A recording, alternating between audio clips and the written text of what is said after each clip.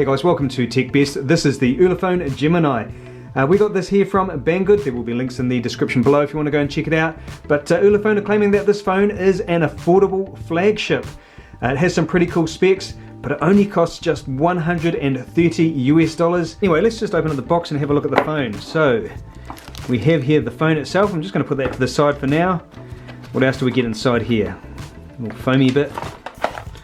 Okay, so we have the user manual. We have a tempered glass screen protector. That's pretty cool. Also get a clear case. What is this thing? What is that? If anyone knows what this is, leave a comment below. A micro USB cable. There's also a SIM ejector tool in there as well. Just a standard charger, not a fast charger. Okay, so here it is. So on the bottom we have the speakers, micro USB port, the microphone. Over on the left side we get the power and volume buttons, and they are really nice buttons. They feel really good quality. On the top is the 3.5mm headphone jack, and we get the SIM tray here and a button here which is called the record button.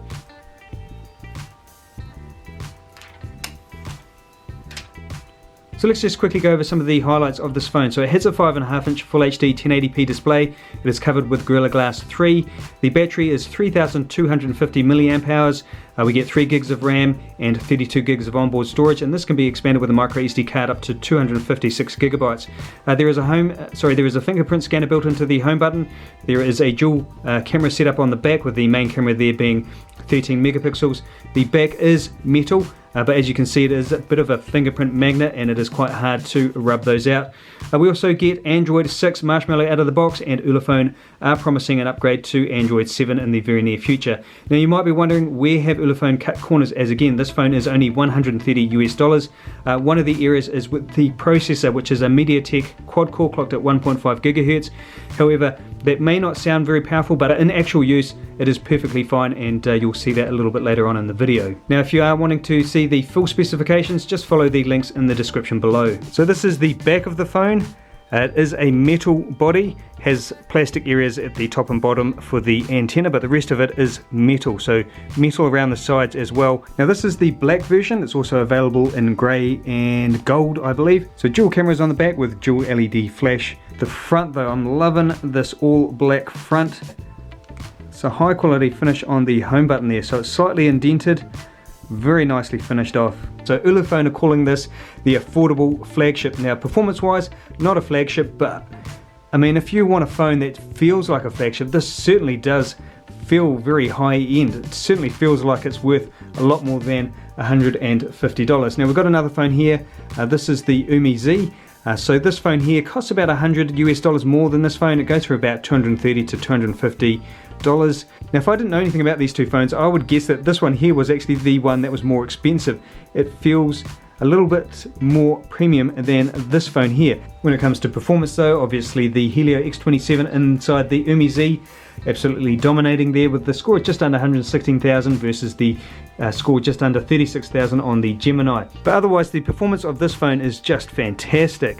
Very smooth. There is no lag anywhere in the user interface, even when I was browsing the internet.